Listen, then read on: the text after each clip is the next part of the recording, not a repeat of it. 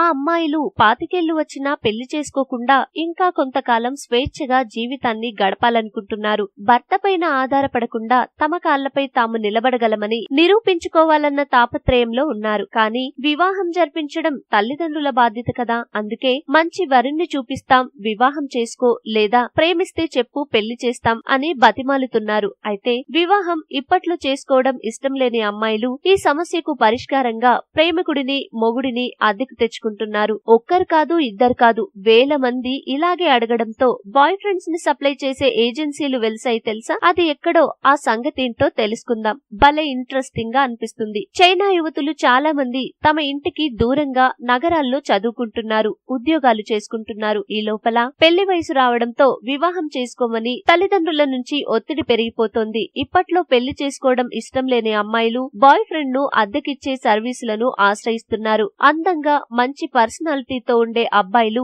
డబ్బులు తీసుకుని యువతులకు boy friend గా నటిస్తారు. జనవరి 28న చైనా నూతన సంవత్సరం వేడుకలు జరుపుకుంటున్న నేపథ్యంలో చాలా మంది యువతులు సొంతూర్లకు వెళ్తున్నారు. తల్లిదండ్రులు వివాహ ప్రస్తావన తేకముందే అద్దె బాయ్ ఫ్రెండ్లను తీసుకువెళ్లి వారికి పరిచయం చేస్తున్నారు. బాయ్ ఫ్రెండ్ అనో పెళ్లి చేసుకున్నామనో చెప్పి ఒత్తిడి నుంచి తప్పించుకునే ప్రయత్నం చేస్తున్నారు. నూతన సంవత్సరానికి మరో వారం రోజులే ఉండటంతో ఇప్పుడు అద్దె బాయ్ ఫ్రెండ్ సర్వీసులకు డిమాండ్ భారీగా పెరిగింది. నకిలీ బాయ్ ఫ్రెండ్ ని పొందాలంటే యువతులు 10,000 నుంచి 15,000 వరకు ఖర్చు చేయాల్సి వస్తుంది. పర్సనాలిటీ, విద్యార్హతలను బట్టి రేటు ఉంటుంది. అయినా వారు వెనకాడట్లేదు. అయితే మరీ ముక్కు మొహం తెలియని వ్యక్తిని ఇంటికి తీసుకెళ్తే తల్లిదండ్రులు అనుమానాలు వ్యక్తం చేసే అవకాశం ఉంది. అబ్బాయి వివరాలు తెలుసుకోవడానికి వారు రకరకాల ప్రశ్నలు సంధిస్తారు. అందుకని అద్దె తీసుకున్న బాయ్ ఫ్రెండ్ తో ముందుగానే పరిచయం చేసుకుని కొద్ది రోజులు అవసరమైన వ్యక్తిగత విషయాలన్నీ చర్చించి ఆ తర్వాతే ఇంటికి తీసుకెళ్తున్నారట చైనా అమ్మాయిలు.